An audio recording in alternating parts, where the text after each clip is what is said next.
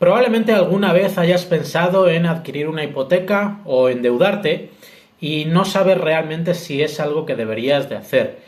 Hay diferentes condiciones que se tienen que tener en cuenta a la hora de analizar si una persona se endeuda o no, o una empresa se endeuda o no, o un país se endeuda o no, para saber si debería endeudarse y para saber si es deuda buena o deuda mala.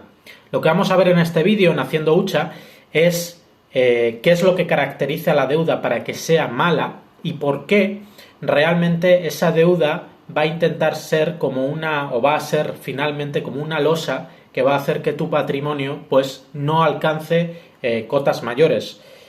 Sobre todo que va a intentar frenar un poco ese crecimiento a la larga de lo que sería tu patrimonio. ¿Y qué es lo que tenemos que tener en cuenta para determinar si una deuda es buena o mala?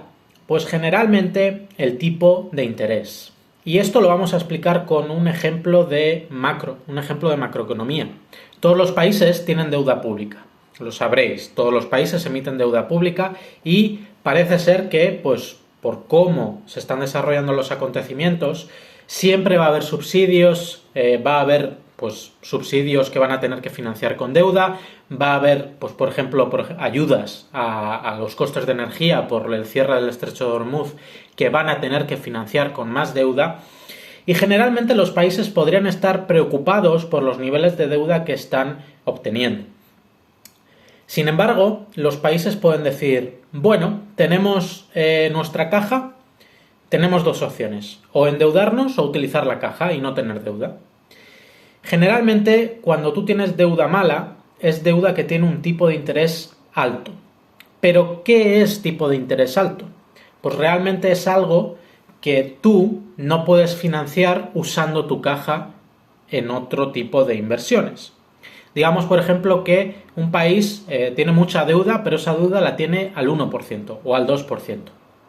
Generalmente, si tú tienes esa posibilidad de endeudarte al 1 o al 2%, tú vas a decir, oye, no voy a gastarme el dinero en adquirir eso para lo que necesito la deuda, si realmente yo de esa deuda voy a pagar un 2%, invirtiendo ese dinero voy a pagar un 4%. El dinero me va a generar intereses al 4%, la deuda me va a generar intereses al 2%, me queda un 2% entre medias, que es mi beneficio.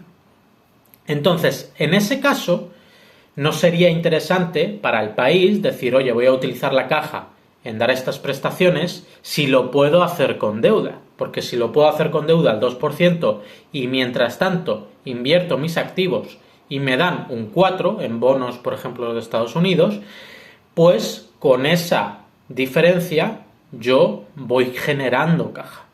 Es decir, no me gasto, no quito mis activos para darlos, sino que retengo mis activos, hago algo con ellos y mientras tanto financio la deuda.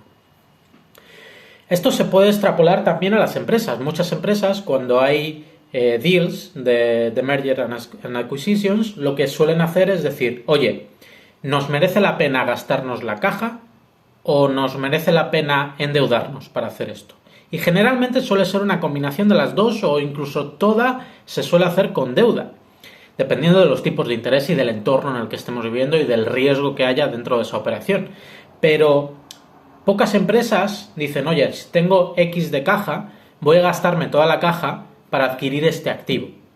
Generalmente lo van a intentar hacer una combinación de deuda para, pues, intentar jugar con esa deuda y, mientras tanto, si hay posibilidades de inversión que me van a ofrecer un retorno superior, pues, oye, si el retorno es superior que los intereses de la deuda, pues al final acabo en positivo y está todo bien. Esto lo podemos extrapolar a nuestras finanzas personales y ahí es donde empezamos a hablar de deuda buena y deuda mala en nuestras finanzas personales. Si tú, por ejemplo, vas a financiar un coche, verás que la adquisición de un coche, pues va a haber un tipo de interés asociado a ese préstamo de un 6, un 5, un 6 o un 7%. Puede ser totalmente normal. Entonces, si tú tomas ese préstamo porque realmente quieres el coche y lo podrías intentar vivir sin él. Pero aún así lo quieres. Si tú tomas esa deuda al 7%, pues tu caja, a no ser que te expongas a demasiado riesgo, no va a generar ese 7% en la mayoría de los casos. A no ser que vayas a renta variable y además tengas suerte de elegir a un buen gestor, de elegir buenos sectores que te retornen más de un 7% anual. Entonces, en ese caso estarías perdiendo. Y tu losa de deuda, por pequeña que sea, estaría lastrando un poco esa rentabilidad que estás obteniendo tú con tus activos, con tu caja. Esto, por ejemplo, es diferente con las decisiones de inversión que hablan de lo que sería una hipoteca. Una hipoteca, sobre todo en los entornos de tipos actuales, pues la puedes obtener con bonificaciones al 2,5%, al 3%, ¿no? Entonces, si tú tienes que valorar, digamos, por ejemplo, que tú tienes caja para tener 150.000 euros en el banco y decir, oye, tengo un piso por 150.000 euros, ¿qué tengo que hacer? ¿Pagarlo todo a tocateja y vivir libre de deudas? ¿O me conviene endeudarme por algo? ¿Me conviene endeudarme por el 50%, el 80%, el 70%, el 100%, si te lo dan? ¿Qué me convendría hacer? Y en esos casos, pues oye, si tienes los 150.000 y el piso te cuesta 150.000, la deuda que te va a generar son 150.000 euros, el 3%, que estaríamos hablando de 3% anualizado de 150.000 euros, estamos hablando de 4.500 euros al año. Si tú coges esos 150.000 euros y los inviertes en bonos de Estados Unidos, que te paguen un 4,5%, estás ganándole un pipo, un BPS, un punto básico de diferencia, estás ganándole, 100 puntos básicos de diferencia, que es un 1%, a lo que sería esos 150.000 euros. Es decir, tú inviertes a ese 4,5%, a ese 4%, perdón, los 150.000 euros y estás generando 6.000 euros de beneficio al año, que luego hay que, ahí hay que tener en cuenta lo que sería los impuestos que pagas por ese beneficio, etcétera. Pero si tú generas eso en un fondo de inversión, que no hace falta que lo vendas. El fondo de inversión va a estar ahí generando y siempre va a estar ahí generando. Entonces, si tú ese fondo de inversión lo acumulas y no te paga dividendos, entonces nunca generas ese cash flow de entrada, no pagarías impuestos porque no realizas ese beneficio. Pero en ese fondo de inversión pues tendrías, o en ese bono de acumulación, no en un bono de acumulación porque un bono te va a pagar los intereses, pero digamos que te pagan esos intereses, 6.000. Y le tendrías que restar pues lo que le tendrías que pagar de impuestos sobre esa inversión que has realizado y has ganado. Pero muy probablemente esos 6.000 euros vayan a servir para financiar los 4.500 que te está generando tu deuda. Entonces hay que tener muy claro cuáles son tus posibilidades de inversión, cuál es el retorno que puedes obtener desde un punto de vista seguro, es decir, en bonos, y si ves posibilidades de inversión que te retornen más que el interés de deuda, el interés de esa deuda, lo más seguro es que te convenga no deshacerte de esos activos. Tened en cuenta que al final, cuando tú te deshaces de los activos, y esto lo hacen mucho los grandes patrimonios, las empresas también, no tienes activos que te generen rendimientos.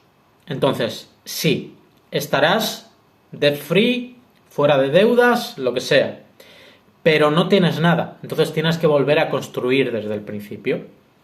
Ahora bien, si la deuda que tienes es del 7-8%, y ahí tienes la disyuntiva de qué hago, pago o no pago, yo te diría paga 100%, porque es muy difícil obtener ese 7 u 8%, no hay productos seguros que te den ese 7 u 8%, y pues en el caso de obtenerlo tendría que serlo asumiendo una gran cantidad de riesgo en renta variable, con empresas que se muevan bastante y que tengan una beta suficientemente alta como para amplificar los movimientos de lo que sería el índice. Entonces, ¿te merece la pena asumir ese riesgo y que te salga mal esa inversión a pagar la deuda del 7%? Generalmente no te merece la pena asumir ese riesgo.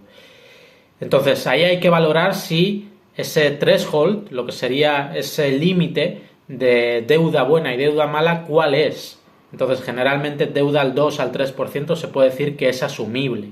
¿Por qué? Porque es fácil encontrar algo con poco riesgo que te genere algo más. Un bono de un país a 30 años como Estados Unidos te estará pagando un 4,5%. Sí que es cierto que luego hay que tener en cuenta el efecto divisa si estás comprando algo que no esté protegido contra las variaciones de tipo de cambio, y hay que tener en cuenta el efecto de lo que sería impositivo cuando cobres y recibas esos dividendos, ¿no? O ese cupón en este caso. Pero todo esto es hacer números y ver si compensa o no compensa. Es la cuenta de la vieja. Espero que os haya gustado el vídeo y ya sabéis, si queréis aprender más de este tipo de cosas, me lo dejáis en los comentarios y nosotros nos vemos en el siguiente. Un saludo.